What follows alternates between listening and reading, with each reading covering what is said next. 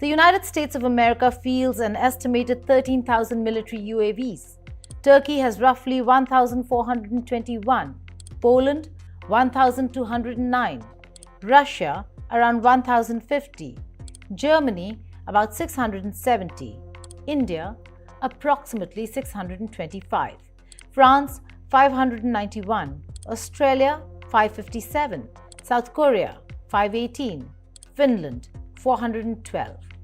These figures don't tell you everything, but they tell you enough. Mass, logistics, industry. Who can sustain a fight? Who can fill losses? Who can fly again tomorrow?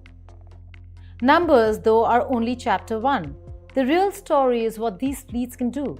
The US inventory stretches from high-end reconnaissance and strike platforms like the MQ-9 to maritime UAVs and stealthy prototypes.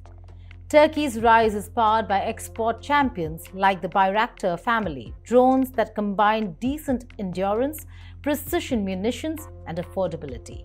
Poland's surge is about layered procurement and local manufacturing. Russia leans on Iranian-style one-way attack drones for mass. India blends imports with a growing indigenous push, loitering munitions like Nagastra 1, tactical systems like Sky Striker, and larger projects like Tapas, Rustam 2, and Archer NG. Capabilities are converging, but doctrines differ, and doctrine is everything.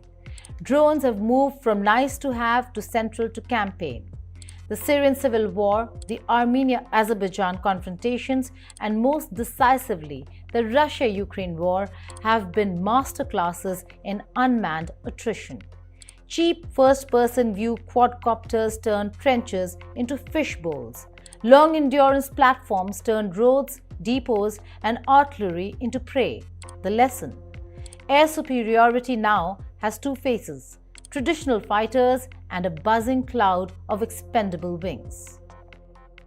But drone warfare didn't start yesterday. Its lineage runs from hot air balloons over Venice in 1849 to radio-controlled aerial torpedoes to the Queen Bee biplane that gave us the word drone. The Cold War saw surveillance models over China and Vietnam. West Asia saw early battlefield scouts in the 1980s. The difference today is scale and accessibility.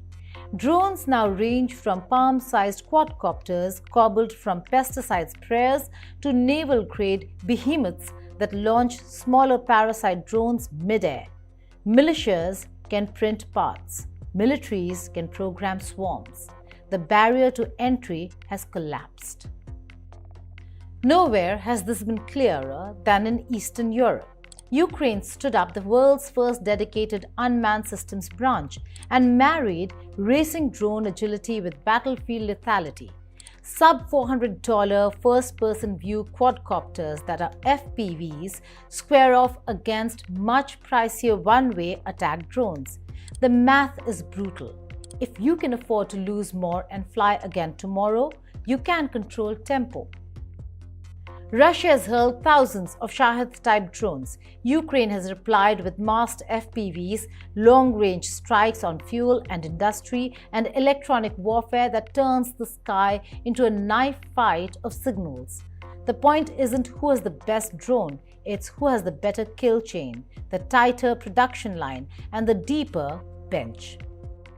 And then there are swarms. Once a science fiction trope, now a looming military reality. China's civilian drone leadership, dominating global commercial share, has blurred lines between light shows and logistics of war. 10,000 drones dancing above a city can be art. They can also be proof of concept, coordinated launch, formation control, collision avoidance, resilient comms. How hard is the jump from choreography to combat? Not very.